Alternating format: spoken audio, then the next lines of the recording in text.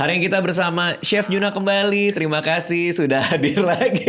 Chef Juna, apa kabar? Baik. Always good. Always good di Always sela-sela kesibukannya syuting dan main D&D. Iya. Kok akhirnya enjoy banget kayaknya main D&D-nya?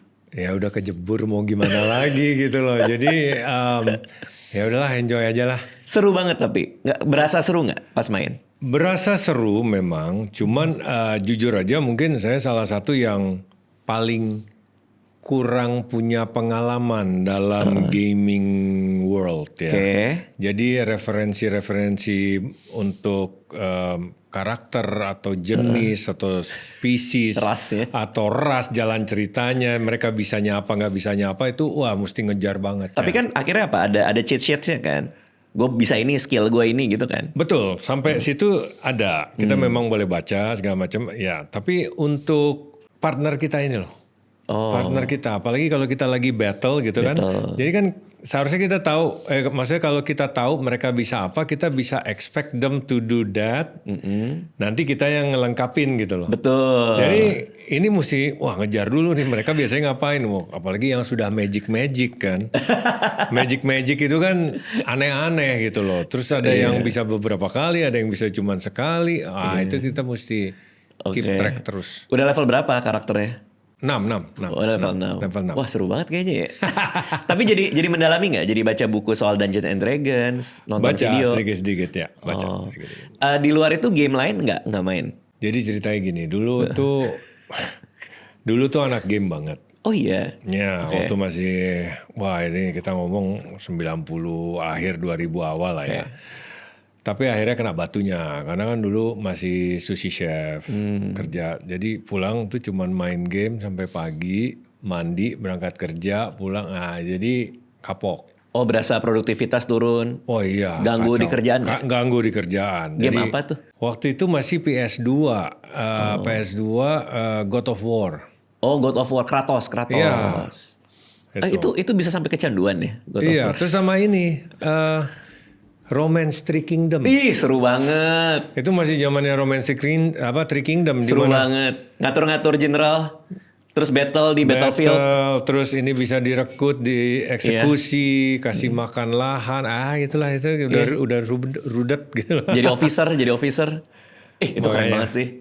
Bahaya itu. Tapi udah lepas tuh ya. Udah lepas. Berarti Chef Junat termasuk orang yang tahu kayak, oh gue udah mulai edik nih, gue cabut deh gitu. Iya. Emang orangnya kayak gitu? Iya. Oke. Jadi kalau nggak bisa control, mending jangan mulai. Oke. Pedoman sekarang gitu aja deh. Oke. Kita udah beberapa kali ketemu, cuman hari ini mau ngobrolin soal aspek bisnisnya nih, karena saya penasaran. Saya termasuk orang yang suka makan sama istri. Kita suka pergi ke restoran-restoran, kadang fine dining, kadang restoran-restoran yang nggak fine dining juga kita makan. Ke sushi juga gitu. Penasaran di baliknya tuh kayak gimana sih? Contoh kalau ngomongin ini deh, harga deh. Kan ada restoran yang kayaknya menunya sama, tapi harganya bisa beda. Nah, penentuan pricing itu lebih karena cost-nya kah? Cost-nya misalnya sekian kasih margin 30%, 40%. Atau apa? Atau nge-feeling kayaknya nih brand kita bisa segini gitu. Nah. Susah ya. Oke, seharusnya cost every dish yang ada di menu. Iya. Nah ini perlu jelasin lagi nih. Orang suka salah ngomong. Kita kasih sepiring makanan bilangnya, oh itu menunya. No, menu is menu. Menu tuh menunya. Menu, banyak pilihan. Jadi kalau itu adalah hidangannya, dishnya. Dish. Ya. Oh itu bedanya kalau menu semua, dish satuan. Ya. Nah. Kita buat create a dish nih, misalnya chicken katsu lah. Memang rule of thumb-nya itu adalah COGS atau harga bahan bakunya itu harusnya 30%. Oke, dari price-nya COGS-nya 30%. Dari harga jual. Dari harga jual. Seharusnya 30%. Oke. Tapi tentunya tidak bisa baku seperti itu. Jadi faktornya banyak nih. Kalau kita restorannya restoran upscale casual, nggak mungkin COGS 30%. Barang banyak yang import.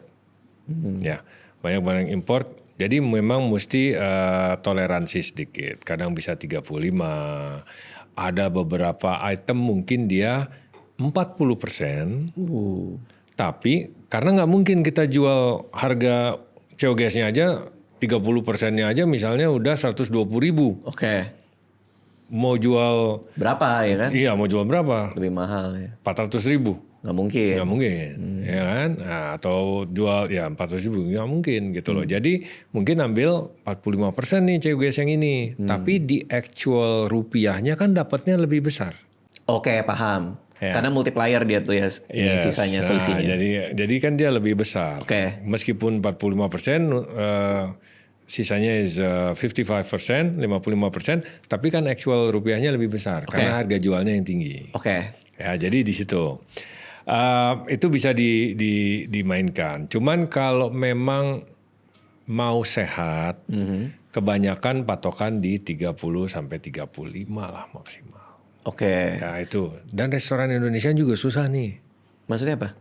Restoran Indonesia kalau kita kita jualnya terlalu mahal, mana ada yang mau beli? Oh. Jadi kadang-kadang untuk hidangan Indonesia kita ambil COGS-nya lebih tinggi sedikit. Artinya mungkin tidak di 33% gitu loh. Mungkin di 35 bahkan kadang 40% karena kita tidak bisa jual harga tinggi. Oke. Misalnya gado-gado 120.000 siapa yang mau beli? Betul. Misalnya ngelihat gitu ya. Jadi kita sacrifice itu COGS-nya. Kalau di sacrifice di makanan, ada nggak hidangan dish yang secara natural dia marginnya biasanya tinggi? Apakah itu minuman atau apa? Ada nggak? Kita harus create. Kita harus create menu balancing. Ya, jadi ada beberapa item yang memang kita harus create. Ya mungkin bahan bakunya itu 20.000. Tapi kita bisa jual 100.000. Kan artinya COGS-nya 20%. Nah penambahannya karena dia unik atau apa nih? Karena tidak ada di restoran lain, padahal bahannya sama aja. It's just a different sauce.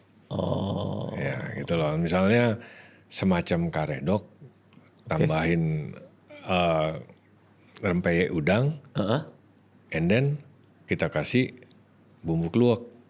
Oke. Nggak ada salahnya, selama enak. Tapi beda. Nggak, yang lain nggak punya. Nggak ada. Margin gue naikin. Margin nih. Jadi COGS-nya 20%, berarti kan ininya masih ada 80%. Jadi jual 100.000, tapi bahan bakunya harganya cuma 20.000. Oke. So that's 20% below daripada yang dianjurkan, which is 30 atau 33%. Nah, itu kalau kita jadi chef di sebuah restoran, kita wajib present soal harga bahan bakunya juga nggak ke sepemilik restorannya itu? Atau nggak? Kayak kita berkreasi aja, nanti pemiliknya bilang, COGS lo tinggi nih, gue nggak bisa jual nih, lo ganti bahan deh gitu. Beda-beda. Jadi tergantung si pemilik restoran atau manajemen ya. Itu seperti apa. Tapi pasti zaman sekarang end of the month itu pasti ada namanya end of the month inventory. Oke. Dan itu angkanya keluar semua. Oke. Jadi kalau memang COGS-nya ketinggian, ya pasti dicerewetin lah. Si chefnya? Jadi ada gitunya juga ya? Ada. Jadi dilema senimannya ada juga ya? Karena kita kalau berkesenian kan, kalau di profesi saya ya, berkesenian kita juga harus mikirin kan. Ini kalau gue mau bikin show stand up, venue-nya cukup apa enggak, tiket gue berapa. Jadi seniman dapur ini, chef ini juga mikirin harga ternyata ya? Harus sekarang. Lain zaman saya dulu, 98. Ya. Itu masih enak. Kenapa tuh? Jadi kita masih cuman mikirin angka tapi secara ballpark. Oke. Dalam sebulan, emang selalu jatuhnya akhir bulan ya, karena hitungannya per bulan kan. Dalam sebulan total salesnya berapa? Oke. Dalam sebulan total sales berapa? Oke. Barang yang dibeli, bayar supplier berapa? Udah, 30% nggak? Kenapa sekarang berubah? Sekarang lebih detail, jauh. Jadi saya ngalamin tuh di 99 udah mulai yang namanya end of the month inventory. Oke. Wah itu ya, pokoknya semua pengen libur ya di tanggal 30 atau 31 itu selalu. Karena kita bisa disalah-salahin. Enggak, karena kita mesti nimbang semua barang yang kita punya. Oh iya. Iya, jadi ikan yang fresh ditimbang, ikan yang beku ditimbang, ikan yang sudah dimarinasi kan harganya berubah tuh, udah tambah bumbu marinasi, harga per gramnya juga berubah kan, ditimbang. Gile. Yang sudah half cook juga ditimbang padahal barangnya sama itu. Itu aja bisa ada 4, bisa ada 5 gitu. Ya jadi wah itu ribet banget kalau end of the month inventory itu pasti. Berarti komponen cost paling gede itu ada di bahan baku atau di SDM? Apa tempat? Sewa tempat? Tergantung di mana. Oh. Tergantung di mana. Tapi Kenapa nih? zaman sekarang sewa tempat gila sih memang. Iya ya. Nggak masuk akal ya. Nggak masuk akal zaman sekarang. Jadi memang deal-dealannya owner atau manajemen dengan landlord itu sangat penting ya. Ya kalau nggak akumulasinya itu terus di breakdown per bulannya atau per tahunnya luar biasa sih zaman sekarang. Saya sempat makan di daerah Cikajang juga tuh tempatnya coffee shopnya Chef Juna tuh ada satu restoran semi fine dining gitu, makan di sana sama istri. Pas sampai sana makanannya enak banget, tempatnya juga oke, tapi harganya murah banget. Nah saya tuh lagi mikir karena mungkin tempatnya baru, jadi ada dia ngurangin harga kah atau promo kah? Itu kalau restoran-restoran baru willing tuh untuk sacrifice itu. Willing. Oh, jadi bleeding dulu di depan ya udah gitu. Betul. Tapi nggak sehat dong ya jadi. Nggak. Zaman sekarang banyak banget. Nggak sehat. Nggak. Oh, belum bayar KOL.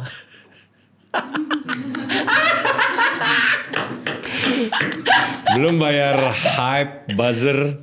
Iya ya.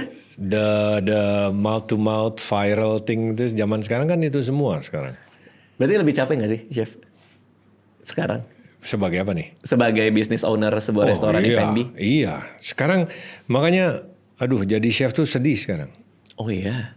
Kita hanya bisa create dan manage kitchen ke belakang, baik dari equipment, bahan makanan sampai SDM yang belakang. Tapi yang udah ke depan itu udah, waduh, lepas tangan deh. Karena terlalu banyak intriknya gitu. Oke. Ya seperti tadi mesti sewa KOL, marketing, konsep marketnya mau gimana, strateginya gimana. Saya tahu, in fact beberapa tempat ini ya seperti tadi dia bleeding di depan nggak bisa cover. Tapi kalau dia bleeding di depan, jadi price war dong dengan banyak restoran lain kan? Betul. Ya nggak sehat buat ekosistemnya dong. F&B in Indonesia is not healthy. Oh. Kebanyakan ya. Depends kita di level yang mana, tapi secara general banyak yang it's not healthy. Oke. Nah ini untuk makanan, untuk dish. Ya. Sebuah restoran meng-hire seorang chef. Chef itu disuruh berkreasi membuat sebuah dish. Oke. Diciptakanlah dish itu untuk dijual di restoran tersebut. Kepemilikan dishnya atas nama siapa? Restoran. Oh, karena dia underemployed dari restoran itu. Ya. Jadi apapun yang terjadi, restoran itu memiliki dish tersebut. Yes. Suatu hari chefnya diganti, masih Beresiko. karena tangannya beda. Ya mungkin hasilnya beda. Oh, Tapi wah menarik ya. mungkin hasilnya beda. Tapi kita tidak bisa bilang sebagai chef itu kreasi saya. Saya udah keluar, kamu jangan jual Nggak lagi. bisa. Nggak bisa. Gitu. Ada nggak yang jualan resep? Jadi Banyak. Banyak ya? Banyak. Padahal zaman sekarang resep tinggal lihat di website aja. Aduh. Sampai kepentok. Banyak. Dia udah ngedengkul banyak. Banyak. Aduh, makanya kalau cuman beli resep mah aduh jangan deh. Jangan gitu. ya? Jangan deh. Karena Boleh apa? tahu nggak sih? Tangannya beda. Dan orang yang jual resep itu belum tentu itu juga resep dia. Dia juga ngambil di website. Apa susahnya sih? Oxtail recipes gitu keluar Kan? Ya. Berarti pekerjaan menjual resep ke restoran itu ada dan lumrah gitu, lazim. Meskipun yang gratisan kan juga ada. Saya sih merasa itu tidak lumrah ya. Tapi itu yang terjadi. Ya. Tapi beda ya. Dia menjual resep atau dia di-hire sebagai consultant this establishment. Itu bedanya gimana tuh? Beda dong. Kalau consultant of this establishment, dia punya kontrak. Yang biasanya, ini standar yang saya percaya ya. Orang cuman kan yang penting dapat duit gitu kan. Tapi kalau standar yang saya percaya, biasanya minimal dia harus masuk 3 bulan sebelum projected restorannya buka. Dan stay 3 bulan setelah projected restorannya buka. That's minimum. Dia yang harus set up segalanya sebagai chef consultant or kitchen consultant. Ya. 3 bulan sebelum projected tempat buka itu udah harus paling minimum tuh. Artinya konsultannya ini juga membuatkan menu? Betul. Sampai ke nyari chef-chef kah? Bisa. Berarti kalau saya punya modal mau bikin restoran tinggal nyari konsultan aja dong? Kalau konsultannya benar. Susah banget ya? Konsultan sekarang banyak yang abal-abal. Abal-abal tuh karena mereka think they know, they terima duit atau di-hire untuk jadi konsultan padahal ilmunya belum nyampe. Apa kesalahan konsultan yang baru ini yang business owner akhirnya menanggung? Banyak. Apa makanan tidak enak atau SDM-nya salah? Basically they're not proven lah. Gitu loh. Jadi bocornya, salahnya bisa di mana-mana, bisa dari konsep tidak sesuai konsep, bisa dari kitchen equipment yang dibeli tidak sesuai konsep makanan yang mau dijual, ya. Terus makanannya price range tidak pelajari demografi dan lain sebagainya. Ini di price range berapa, konsepnya seperti apa, masuk nggak nih, misalnya 5 km radius, penduduknya berapa banyak nih. Peaknya di jam berapa? Nggak ada surveinya mereka kadang-kadang. Sampai segitunya ya seharusnya ya? Harusnya harus. Data itu penting, apalagi zaman sekarang ya. Gitu. Apalagi di Indonesia, we don't have loyal customer. Oh iya? Oh ya. Indonesia is all about kebanyakan, jangan tersinggung yang lain. Kebanyakan. Itu adalah, tempat baru, cobain gitu. Itu karena kebanyakan tempat baru nggak ada makanan yang seenak itu sampai orang bisa balik lagi, atau memang that's the culture of Indonesian customer aja? Culture Indonesian customer selalu pengen coba tempat baru. As opposed kalau di luar? Kalau di luar kita neighborhood restoran itu paling ramai. Wow, menarik ya. Saya pernah kerja di Cleveland kota di suburbnya lah, kota kecil. Itu daerah perumahan, anggap deh di luar perumahan BSD gitu. Ya, tapi memang dia di ujung daripada blok, bangunannya bisa dibuat beda sendiri gitu ya. Every day is packed. Itu rumah, bahkan itu rumah dibikin 3 tingkat, dibikin restoran. Every day is packed. Home Italian cuisine. Every day, nggak pakai weekend ya. Jam-jam dinner pasti pack. Lunch adalah 1-2 yang nggak kerja atau gimana ya, tapi jam dinner ke atas always pack.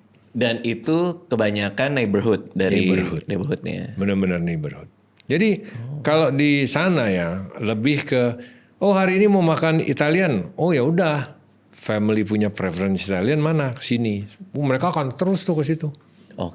Pengen makan Indonesian misalnya. Indonesian yang enak di daerah kita yang mana ini? Jadi kalau makan Indonesia satu family situ terus tuh. Gitu. Ya, jadi enggak. Bener-bener. Nah, itu ada banyak sisi tuh. Satu dari tadi pricing, terus tadi karakteristik konsumen. SDM-nya nih sekarang nih. Biasanya drama-drama apa yang terjadi di senyumnya udah. SDM kita. Iya, maksudnya banyak yang ribut kah atau manja. SDM kita manja. Itu firm ya, manja ya. Manja. Contoh, misalnya konkretnya gimana tuh? Di kitchen itu masing-masing posisi, bukan jabatan ya, posisi di dalam kitchen itu sudah megang tanggung jawab masing-masing. Apalagi udah sekelas CDP ya, chef de party gitu. Dia Chef de party ya. responsible for the station. Nah, itu bisa lo pagi-pagi, chef sorry saya tidak bisa berangkat kerja. Anak saya panas sakit. Call me heartless. Yang sakit kan anaknya. Oke. Istrinya ada di rumah. Terus ngapain kamu ikut-ikutan di rumah? Emang kamu ikutan di rumah anak kamu sembuh gitu tiba-tiba zeng gitu sembuh gitu. No. Ya. Masuk. Kalau pintar masuk. Kenapa? Anak udah sakit, perlu biaya pengobatan, kamu nggak izin lagi. Tiba-tiba kan potong gaji ya? Oh kalau nggak masuk potong gaji. Oh iya dong. Oke. Itu kan bukan bagian dari cuti. Oke. Ya. Terus orang terima tuh atau kayak ya udah deh chef gitu biasanya. Saya di Indonesia posisinya mungkin karena udah eksekutif chef, jadi saya nggak ngurusin yang gituan. Yang ngurusin yang tangan kanan, yang sous chef. Oke. Paling marahnya ke sous chef berarti. BT-nya lah ya. Enggak, saya mau nggak mau ya karena itu culture di sini ya. Jadi agak berat juga gitu loh. Jadi memang orang kita agak manja. Oke. SDM kita, saya ngomong professional kitchen ya. Nah, jadi paling besoknya kapan dia masuk, I give him hell. Marah-marahin. Mending marahin. Pokoknya saya bikin hidupnya susah aja. Saya kasih tes belum selesai, saya kasih satu lagi, saya kasih buruan lama, kalau lama pulang aja, saya gituin terus. Saya injak dengan cara kerjaan gitu. Ya, I give him hell. Nah, kultur itu di dapur karena semuanya serba chaotic ya, makanya Chaotic. perlu. Karena professional kitchen itu sebagai boleh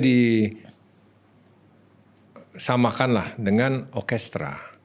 Oke. Jadi masing-masing alat musik kan ada yang pegang masing-masing ya. Iya. Ya apa, trombon, ya flute, ya violin.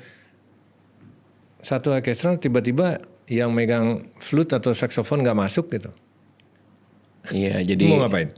agak ini nggak balance. Nah, jadi sebenarnya di situ. Ya, Jadi tensi selalu tinggi kah setiap hari di dapur? seharusnya.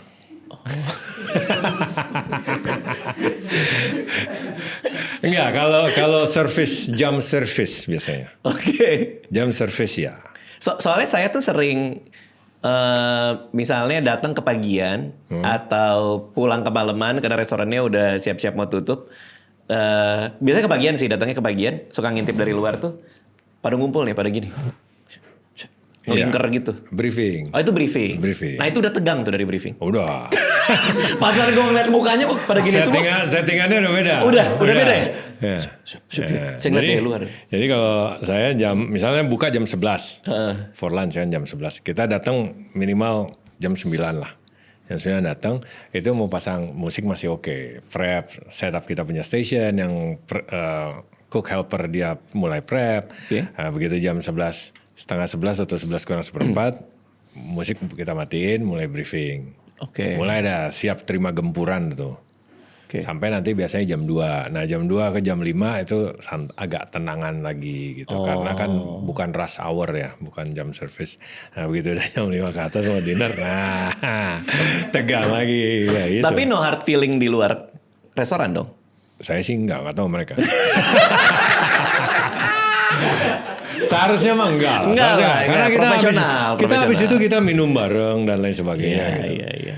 Ya. Nah, kenapa kalau di restoran itu banyak, ini nggak tahu saya dengar doang ya, banyak permasalahan antara yang di front nih kayak server atau kasir sama yang di dapur. Either nggak matching masakannya apa segala macam. Terus sering lihat tuh orang ribut tuh antara server sama di dapurnya. Itu sering juga terjadi waktu chef Juna? Sering. Biasanya tuh persoalan apa? Salah order kah? Salah masak kah? Oh kalau udah salah order, ntar dulu. Salah order, yes, betul. Bisa terjadi. Berarti itu salah servernya atau bagian depan ya. Salah masak, harusnya nggak bisa sampai ke depan. Oh, karena servernya seharusnya udah kayak, bukan ini nih. Chefnya yang di pas, yang seharusnya sudah, atau sous chefnya yang sudah cek. Seharusnya nggak salah ya. Oke. One every blue moon lah kita buat salah, ada yang gitu. Tapi selebihnya seringan dari belakang. Seringan dari belakang. Seringan dari depan, dari dari depannya. server salah. Salah nyatet pesanan. Ya, dan ini masalah sistem sih. Oke. Masalah sistem. Jadi dulu aja kita itu udah punya misalnya sistem, misalnya ikan halibut gitu ya. Oke. Halibut ini special, it's very special. Kita breakdown pada saat prep hanya bisa dapat 40 porsi. Misalnya the special, dapat 42 lah. Satu kita bikin terus educate the staff, ini specialnya today, terus mereka cicipin, pokoknya bisa dijual 40 portion ya. Oke. Nah itu juga masuk tuh, kan harusnya 42.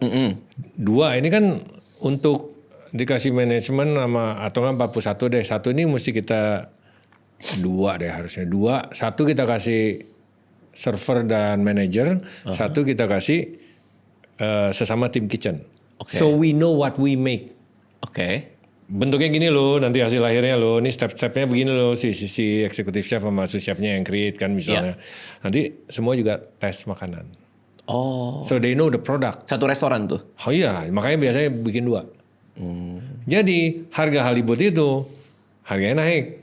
Oke. Tadinya satu ikan bisa di breakdown jadi 42 kan harusnya dibagi 42. Setelah kurangin yield, ada lagi nih yield.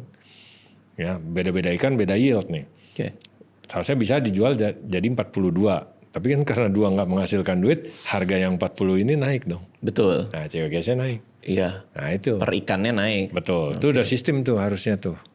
Nah, dulu tuh nggak ada kayak gitu sehingga banyak apa? Dulu ada, cuman sistemnya masih manual. Oh, paham. Ya, manual. Jadi benar-benar catat dulu, nanti end of the week baru masukin ke komputer gitu loh.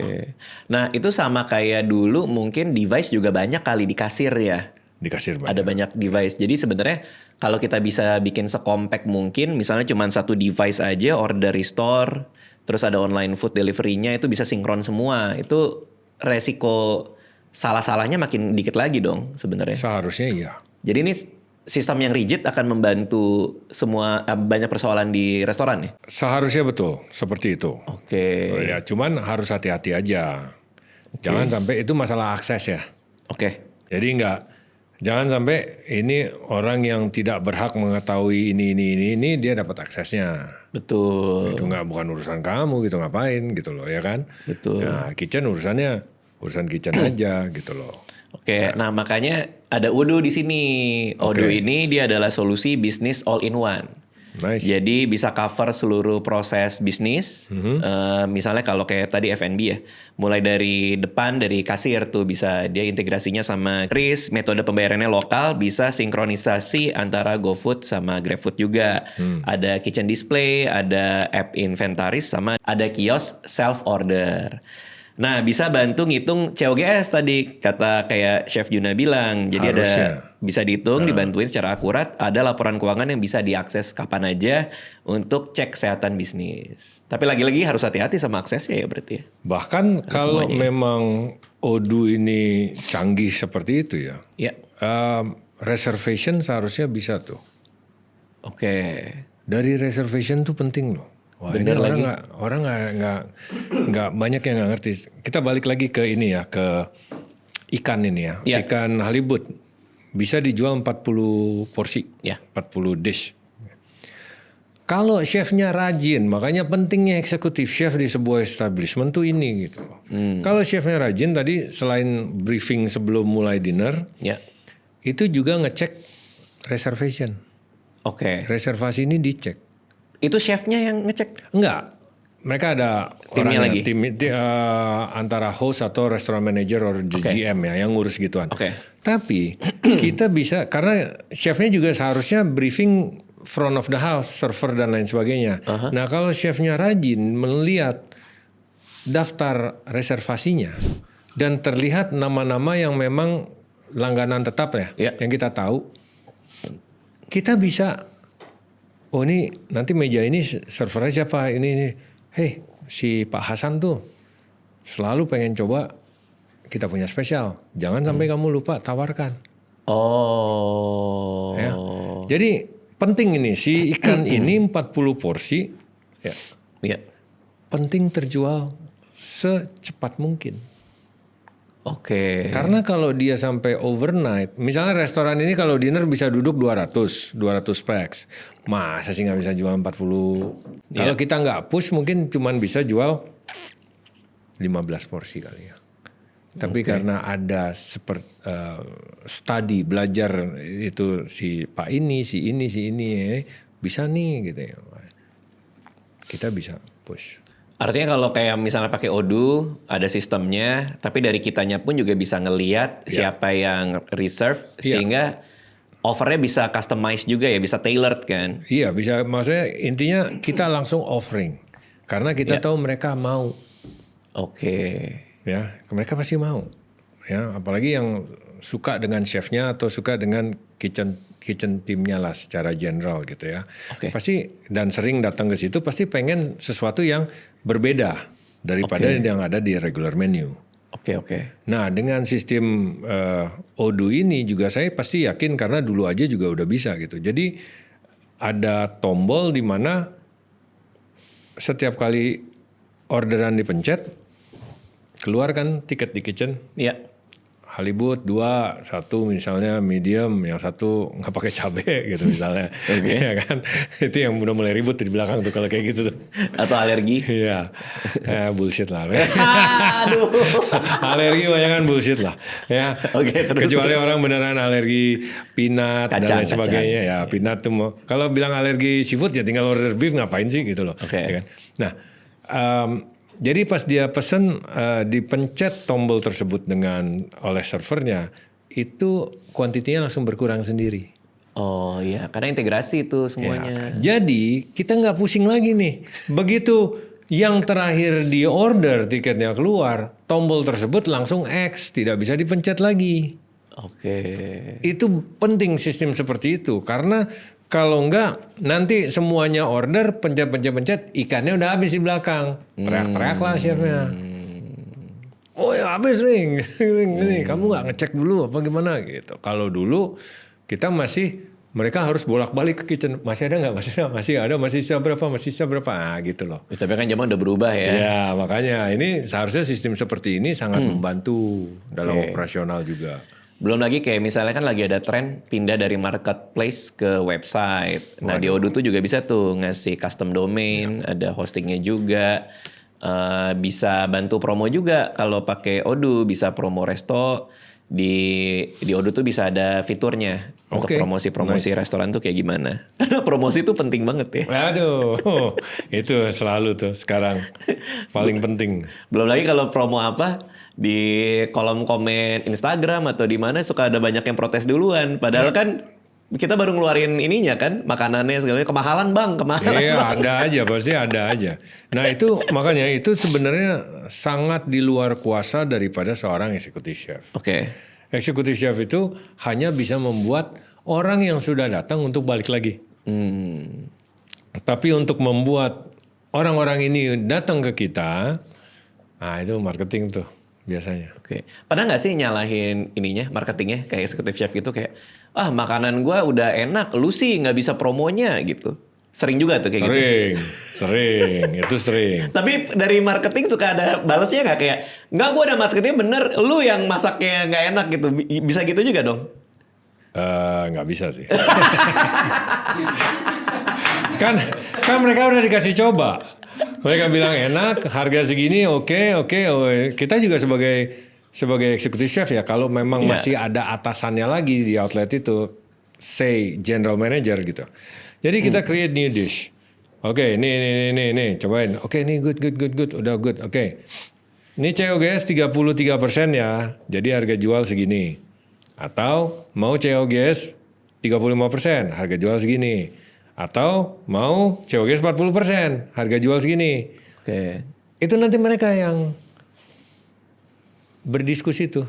Nah marketingnya tuh yang cerewet biasanya tuh. Wah susah nih jual harga segini, gini. Ya udah sini gue layanin mana. Jadi kita mesti take loss, COGS-nya jadi 40%. Kompromi. Oke ya kali ini boleh. Tapi next kalau bahannya gini kita buat sesuatu nggak bisa nih COGS 40%. end of the month jatuhnya kita punya COGS 40% dong. Kita yang kena grill gitu loh. Bener. Oke, nah waste management ya. Tuh kalau makanan kan pasti banyak sisa tuh. Banyak. Either dari ingredients atau dari pengunjung. Nah itu nge-manage-nya gimana tuh? Kalau dari pengunjung kita nggak pusing karena udah dibayar. Langsung buang? Buang. Oke, Nggak buang. ada. Nggak ada. Nggak ada cerita lah. Nggak ada cerita. Bahkan employee makan sisa punya customer gaplok. Oh. Nggak Sering boleh. itu kadang-kadang lagi. Yang bener. Waduh. Yang bener chef. Ini apa? Misalnya customer makan. Jadi ada sisa. apalagi server. Kalau udah server itu waiters ya. Piring customer nggak selesai, nggak habis. Nggak habis. Dia bawa ke belakang kan, mau ke biasa ada tong sampahnya dulu. Tong sampahnya dulu, baru dia buang, baru taruh piring kotornya ke dishwasher. Oke. Ya kadang-kadang certain restoran tuh servernya yang mesti bertanggung jawab membuang. Oke. Ya, ada big trash bag, trash can yang besar tuh. Nah itu sebelum buang tuh ada gini dulu. Sebelum dibuang nih. Ya, ada. Nyobain dulu. Ya. Oh, itu nggak boleh ya? Gaplok. Oke, gaplok. Ya, gaplok ya. Udah Itu begini aja. Saya senang tuh ngeliat yang kayak gitu tuh. Karena bahan nih. Ada alasan ngelempar tong. Dilempar tong ya Allah. Astaga. Saya lempar tuh. Oh iya, nggak Saya lempar. boleh gitu ya. Iya. Oh, berarti itu ethics ya? Ethics. Oh. Gila lu kelaparan banget gitu sampai harus kayak gitu. Kita kasih staff meal loh. Oke. Gitu. Nah, kalau staff meal itu makanan dari menu restoran, dari dish restoran. Enggak. Staff meal udah pasti nggak mungkin di restoran karena pasti mahal banget. Tapi kalian yang masakin juga. Kalau staff meal jadi beda-beda establishment punya rules masing-masing lah ya. Kalau kita biasanya lebih bagus itu adalah kita masak buat mereka. ya. Oh. Kita masak. Berarti sebelum establishmentnya buka ya? Enggak. Oh enggak juga? Enggak, setelah jam 2. Oh. Setelah jam 2. Baru masakin buat mereka. Ya. Kenapa ada beberapa restoran yang siang tutup? Ya, dia nggak siang tutup apa jam 2 ke jam 5 nih? Oh ya, sorry. Maksudnya sore ya jadinya ya? Ya, habis in lunch. between ya. In Ya. between. Karena mereka merasa itu efisiensi di shift sih biasanya. Shift SDM. Artinya jadi Mereka jam orangnya nggak kerjanya. banyak, jadi mereka itu pilih jam segitu ditutup karena yang datang makan juga nggak sepadan, nggak banyak. Jadi mereka pilih tutup untuk istirahat. Oh, dengan Dan prep sedikit lah. dengan argumen bahwa kalau jamnya berkurang, bayarnya bisa lebih kurang kah? Atau enggak juga? Hanya buat rest aja berarti? Jadi nggak perlu hire banyak orang. Oke. Salah satunya sih. Oke, karena saya pernah tuh makan di restoran juga kayak gitu. Belum buka jam 3 apa jam 4. Oh belum buka ya. Berarti kirain lagi ada apa gitu, ternyata memang istirahat gitu ya biasanya. Istirahat atau mereka prep lah, restocking. Oke. Ya, restocking. Tapi yang udah pasti sebagian dari yang ada di siang itu pasti lagi istirahat. Karena dia mungkin kerjanya kita bilangnya full time. Bukan full time. Run through ya. Jadi dari opening sampai closing. Oke. Gitu. Kadang-kadang ada shift seperti itu. Iya, iya. Jadi dikasih break in between itu. Oke. Nah itu yang makanan sisa dari konsumen. Tapi kalau yang di dapur, gimana waste manajemennya nih? Supaya nggak banyak terbuang? Sebelum dia rusak, kita harus create chef special. Padahal supaya nggak mubazir.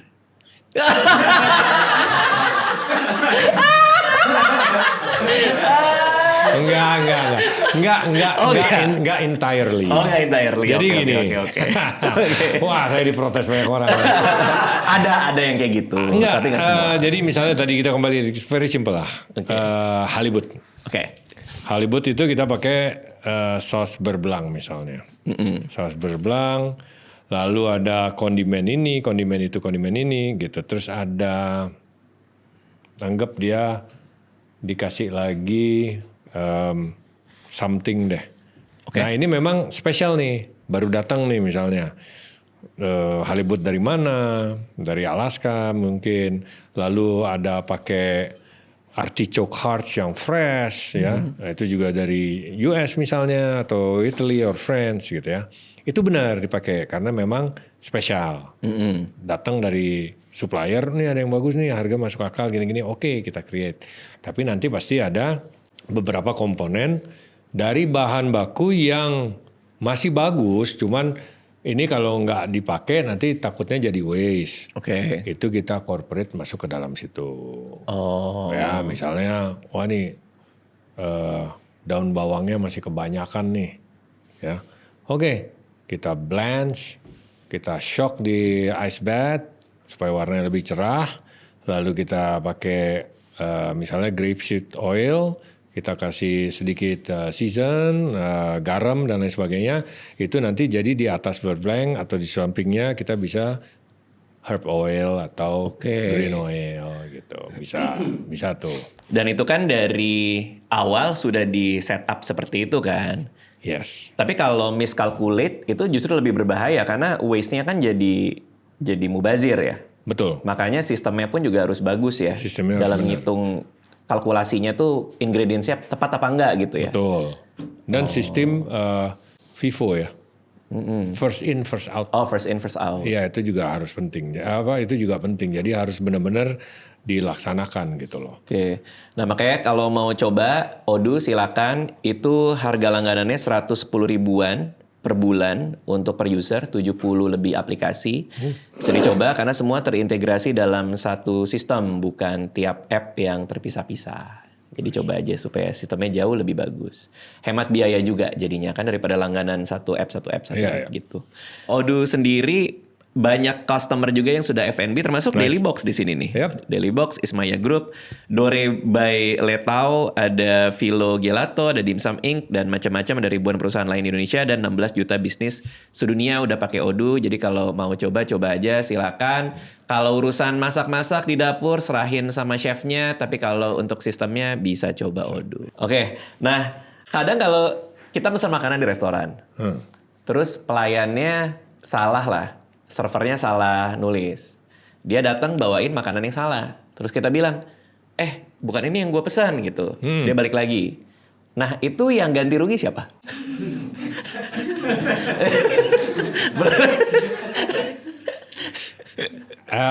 Kebijakan chef ataupun manajernya sih. Oke. Jadi ada yang suka pukul rata, ya servernya memang terbukti salah, ya servernya harus bayar.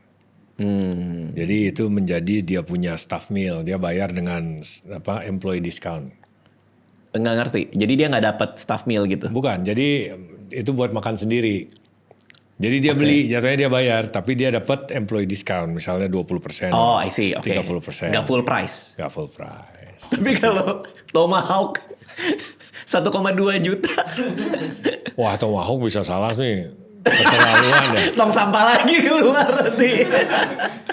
Tapi kalau itu kita masih manusiawi lah ya. Iya. Maksudnya kalau si server ini emang jago jualan, servernya baik, bagus, attitude bagus, sekali kena sekali salah gitu. Ya udahlah. Ya udahlah, gitu.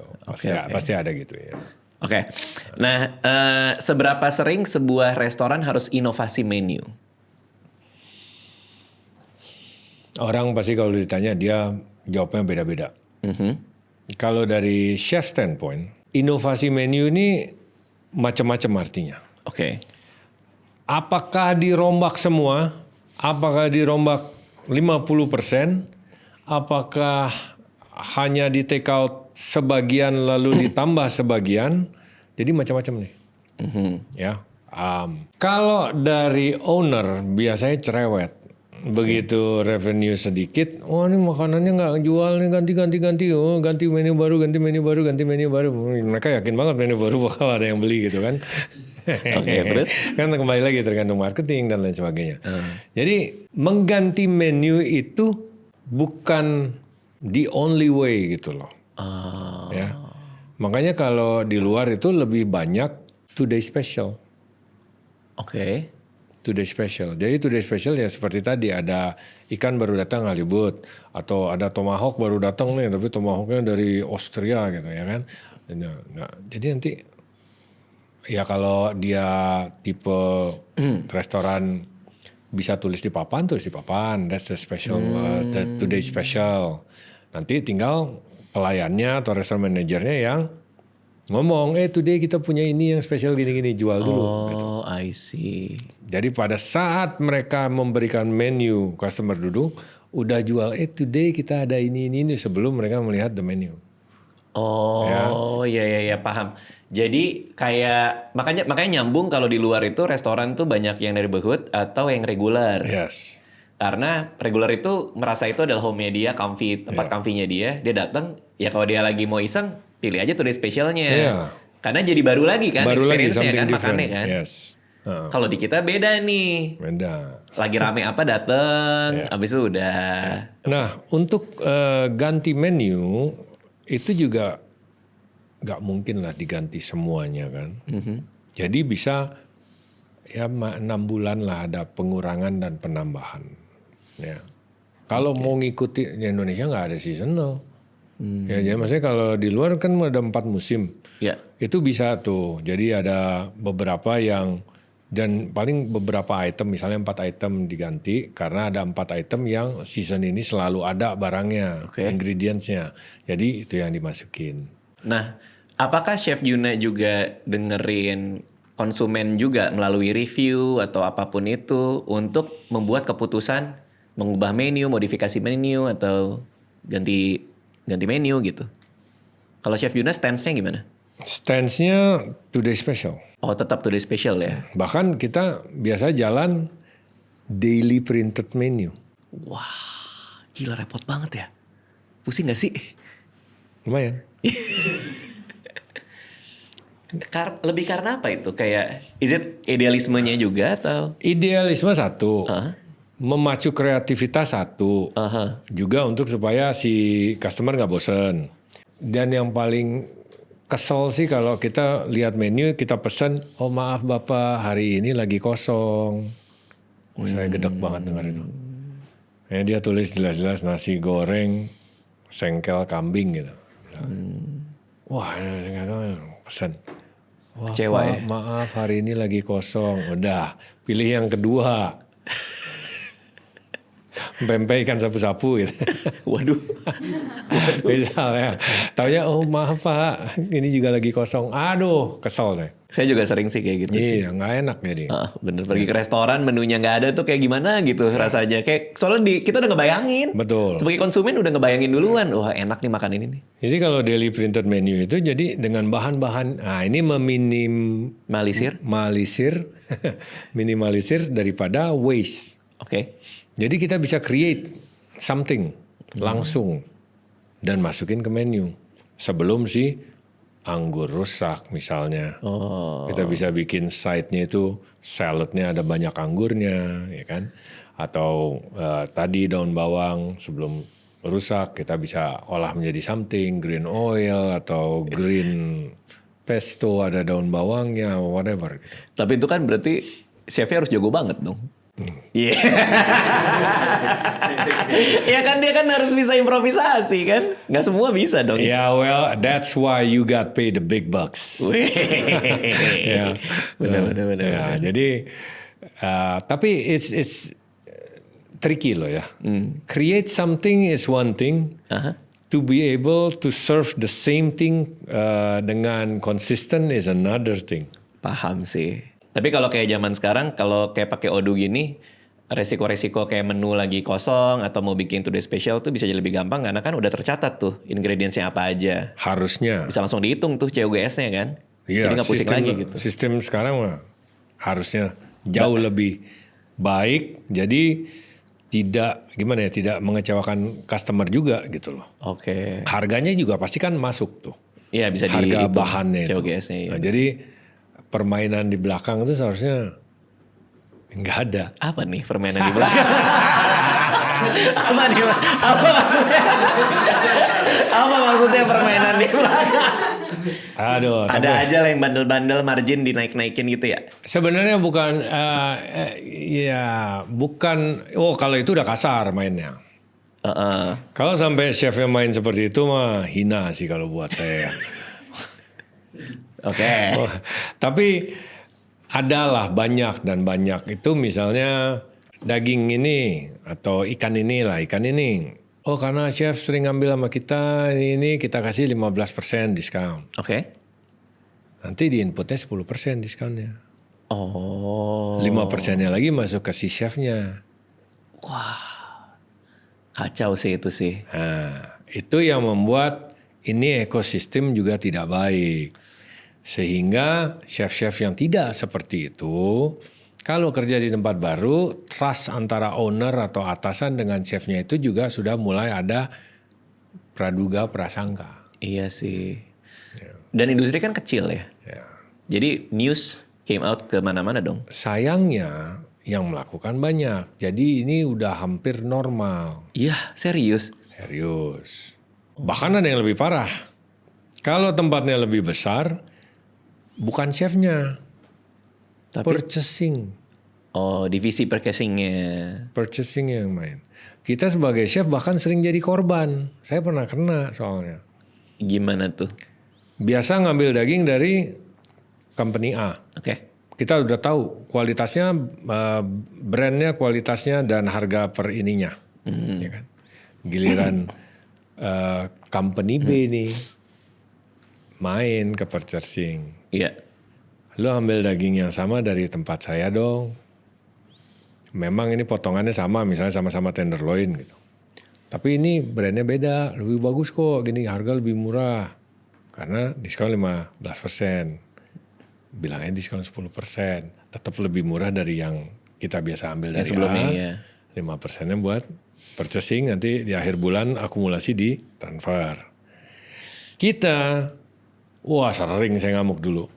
Udah mau print nih, menu set, tiba-tiba dari atas, oh besok yang datang Dagingnya ini. lagi nggak ada di sana.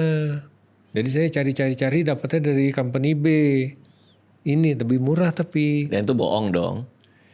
Iya dong, karena kan dia ganti bukan karena itu. Betul. Iya. Kita juga terlalu sibuk kan di kitchen, nggak mungkin kita juga telepon si dagingnya. si aku nggak ada dagingnya gitu kadang-kadang gitu. Jadi itu suka terjadi. Wah gila sih. Ya. Tapi emang sistem sih harus harus bener sih. Makanya waktu pertama pulang dari Amerika, saya bangun restoran Jack Rabbit itu, semua supplier saya datengin. Saya datengin sendiri pada zaman itu 2010 di sini di Indonesia di Jakarta supplier belum terlalu banyak. Iya. Sekarang kan yang main daging aja, banyak yang minta ampun. Ya, jadi pada tahun itu nggak terlalu banyak. Saya datengin satu-satu dan menjalin hubungan baik. Supaya menghindari yang kayak gini. Meskipun ada juga yang menawarkan seperti itu. Tapi kita punya integritas lah ya. Ya saya bilang ya saya ngambil duit dari toko saya sendiri dong. Saya bilang enggak.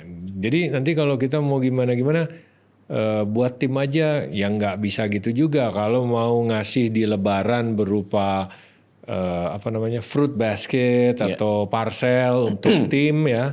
Dan itu karena hari raya, monggo saya bilang.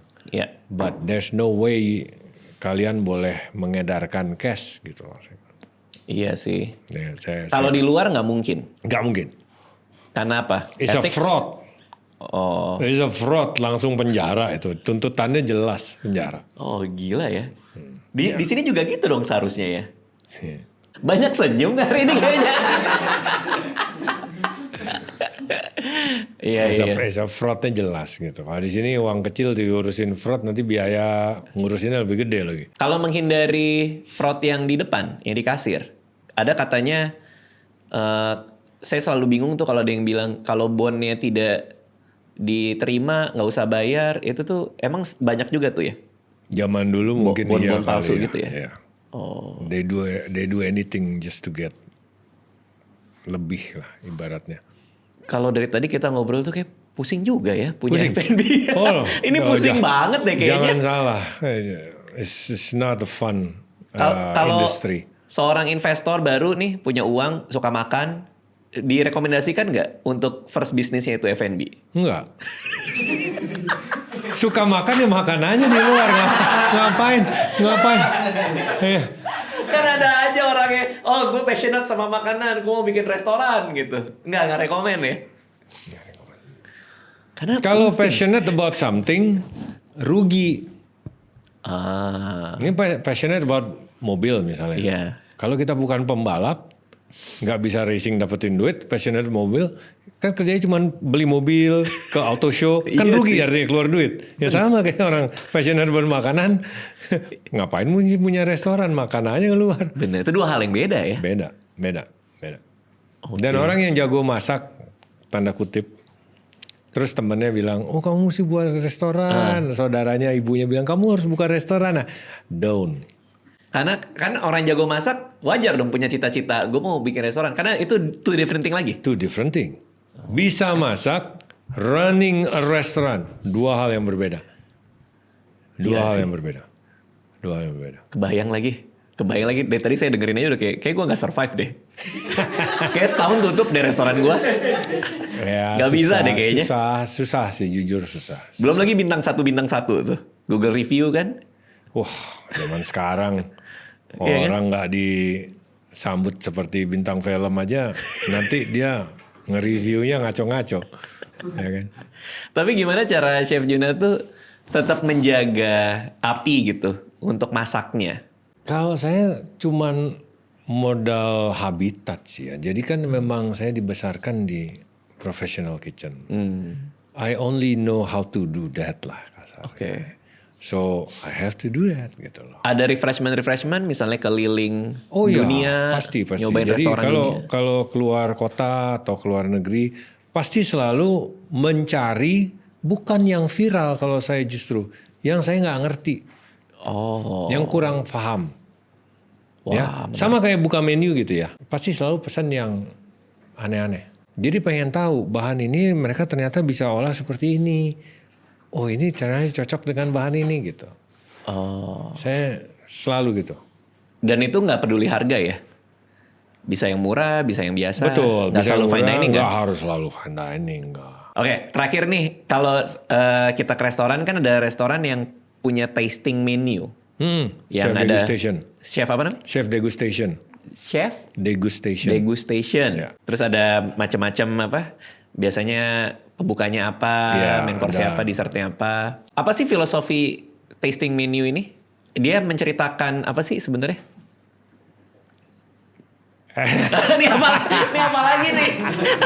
Gue nanya doang loh padahal. Chef pamer jual skill. Nowadays, yes. Beneran. Tapi filosofi sebenarnya ada. Dalam artian terserah mau ngambil yang Jepang atau mau ngambil yang Barat. Jadi kebanyakan tasting menu atau chef degustation atau tasting course itu adalah bahan-bahan yang fresh saat itu Oke. diolah. Oke. Jadi saya dulu kerja di The French Laundry ya, iconic 3 Michelin star di US di Napa Valley. Itu kita punya kebun sendiri sebesar lapangan bola. Jadi setiap pagi itu metik subuh. Oke. Jadi dapat wortel, dapat semangka. Itu harus kita create menjadi salah satu komponen dari 9 tasting course. 9 kadang 11. Oke. Ya. Dari supplier unggas misalnya. Musim bulan ini yang bagus adalah bebek dari farm ini. Panen nih mereka bebeknya. Itu yang kita ambil. Kita olah. Oke. Jadi dish. Jadi salah satu dari course. 9 itu. Iya, 9 atau 11. Nah, jadi sebenarnya adalah yang di-serve itu adalah tanda kutip yang fresh atau seasonal atau special saat itu yang kita punya atau kita bisa get our hands on. Oke. That. Oh, itu filosofi awalnya. Yes. Aha. Dan ini tidak boleh ada repetition. Oke. Tidak boleh ada pengulangan. Oke. Jadi terong udah dipakai di course nomor 3, nggak boleh lagi nih dipakai seterusnya. Oke. Ya. Saya pernah 24 course dulu. Gile. Ya, molekuler gastronomi 24 course 2005. Itu pusingnya Kebayang sih. Ya, chef saya gila waktu itu. Kebayang Itu sih, pusingnya pusing sih. gila itu. 24 course. 7 course terakhir sudah ke arah yang agak manis ya. Manis. Kan udah pakai coklat, satu nggak boleh pakai coklat lagi. Pusing nih mikirin apa. Sampai akhirnya dia beli mesin gulali. Yang kecil rasa jagung. Itu salah satu komponen dikasih ini gitu. Jadi wah mesti mikir terus. Oke, nah memang ada perubahan berarti di era sekarang jadinya. Kalau tadi bicara pamer lah ya, katakan pamer, berarti banyak juga yang ngasih lihat teknik mereka. Betul. Oh, soalnya saya nggak ngerti. Saya kan makan doang nih. Pamer ini bukan, kalian jangan ini ya, pamer ini bukan hal yang jelek ya. Oke. Dalam artian ya mereka berkreasi. Emang bisa merubah air ini bentuknya jadi kayak jelly ya. Ya monggo silahkan. Oke. Karena pada dasarnya orang sekarang itu makan chef degustation itu pengen di wow. Oh. Selain dengan ingredient, tetapi dengan chefnya ini bisa teknik apa nih? Oke. Teknik apa nih gitu loh. Makanya kadang ada yang dibuka, ada asap lah. Iya, ada apa. kalau itu udah mulai gimmick tuh kalau itu. Oke. Which is bagus juga untuk chef degustation. Sekali-sekali ada yang table side pour, ada yang dibuka ada asap dan lain sebagainya. Tapi balik lagi, taste-nya juga harus enak masuk, ya. harus enak. Oke. Gimana sih cara ngelatih palet kita tuh? Aku sering lihat ada banyak chef kayak, ini tuh ada jeruk mandarin ya. Ini sapinya Capricorn nih gitu. Kok bisa sih chef itu makan apa ya? Makan gini dong kayak, wah ini ada ini hint of apa gitu. Sering makan aja. Karena sih. sering makan aja. Saya sering makan nggak bisa. Dan sering makan dan mencoba mencari tahu biasanya. Oke. Ada itunya gitu loh. Oke. Ya, jadi mencoba mencari tahu. Oke. Siap. Terima kasih Chef Juna Thank udah mampir you, hari ini. Seru Radit. banget. Selalu seru ngobrol sama Chef Juna. Thank you Chef. Thank you.